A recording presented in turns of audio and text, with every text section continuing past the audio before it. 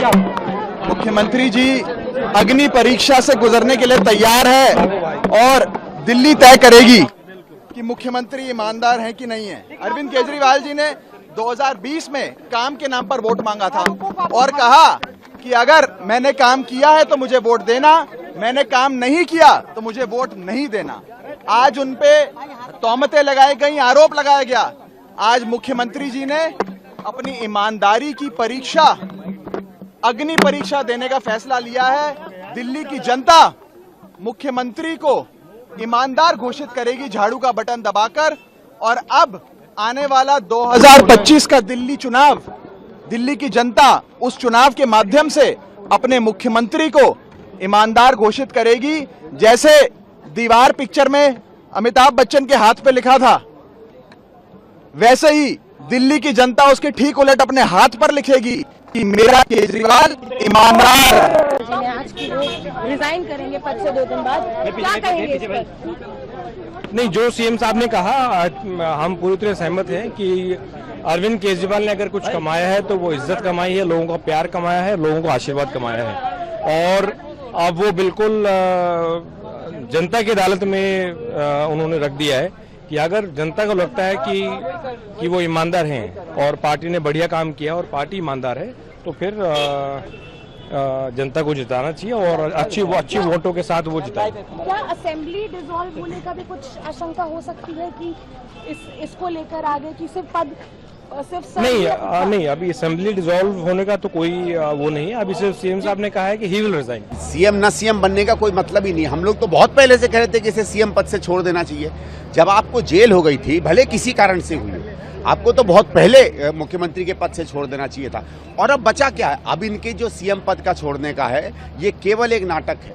देखिए, ये दुनिया के इतिहास में शायद पहली बार हुआ है कि कोई चुना हुआ व्यक्ति जो जेल जाता है, जब जेल से निकले तो उसको सुप्रीम कोर्ट कहे कि तुम खबरदार जो एक फाइल तक छुई या तुम कुर्सी पर बैठे।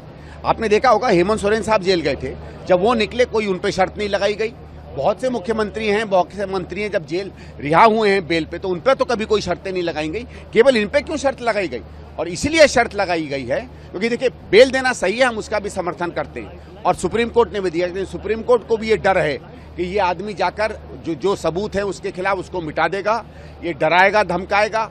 जब मुख्यमंत्री जैसे व्यक्ति को कहा जाता है कि खबरदार तुम किसी गवाह के साथ मिले भी, तो इसका मतलब है इसको एक आम क्रिमिनल की तरह एक तरीके से सुप्रीम कोर्ट ट्रीट कर रहा है। इसके बाद कोई नैतिकता नहीं बच जाती है केजरीवाल की। लेकिन केजरीवाल और नैतिकता में मुझे नहीं लगता है किसी भी तरीके। ये जो ड्रामा है कि हम जनता से पूछेंगे, सवाल आज ये है कि दिल्ली की जनता और हिंदुस्तान की जनता एक सवाल पूछ रही है कि आप, जब कोर्ट का फैसला आ गया कि आप जा नहीं सकते, सेक्रेटरीट नहीं जा सकते, आप फाइल साइन नहीं कर सकते, तो आपका औचित्य क्या है मुख्यमंत्री पे पद पे बने रहने का? आपने जेल में थे तब आपने रिजाइन नहीं किया, मॉरलिटी की बातें करते हो।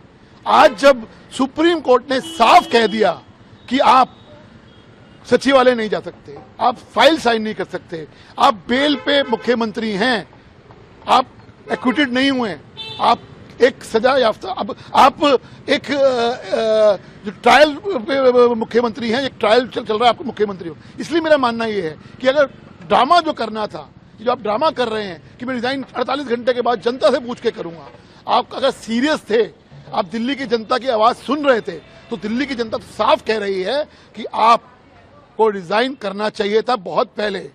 आज रिजाइन क्यों नहीं करा है, सवाल ये है कि वो 2 दिन बाद रिजाइन करेंगे और कहा कि जनता के बीच में फरमान लेके आएंगे और दोबारा तब मुख्यमंत्री बनेंगे। अरविंद केजरीवाल जी आपको एहसान नहीं कर रहे, कोई आप सेक्रीफाइस नहीं कर रहे।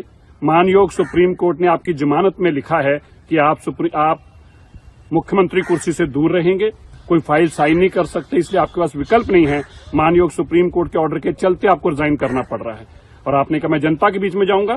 जनता ने तो 3 महीने पहले ही आपको फरमान सुनाया है। जब आपने कहा था जेल या बेल, लोगों ने कहा जेल, और आपको 7 सीटों पे हराया और वापस जेल भिजवाया। और अभी आप 2 दिन का समय क्यों मांग रहे हैं? क्योंकि अब आप अपने एमएलए को ये जताना चाहते हैं कि मेरी धर्मपत्नी को मुख्यमंत्री बनाओ, मैं जल्दी चुनाव करा दूंगा और मैं तुम्हें दोबारा एमएलए बनवा दूंगा, पर मैं किसी और को कुर्सी पे नहीं बिठाऊंगा। अभी सारे एमएलए को कन्विंस करने की कोशिश कर रहे हैं, मनाने की कोशिश कर रहे हैं कि इनकी धर्मपत्नी को मुख्यमंत्री के रूप में वो एक्सेप्ट करें। इसलिए अरविंद केजरीवाल जी 2 दिन का टाइम मांग रहे हैं। वो दिल्ली के लोगों पर एहसान नहीं कर चुके। एक बात स्पष्ट है, अरविंद केजरीवाल भ्रष्ट है। इसलिए माननीय सुप्रीम कोर्ट ने कहा है आप मुख्यमंत्री की कुर्सी पर नहीं बैठ सकते, इसलिए कहा है आपको फाइल नहीं साइन कर सकते। ये देश में 75 साल में पहली बार ऐसा ऑर्डर आया है, क्योंकि सीधा मुख्यमंत्री शराब घोटाले में, नशा तस्करी में इन्वॉल्व है, इसीलिए उनको अपनी कुर्सी छोड़नी पड़ रही है। कोई एहसान नहीं कर रहे।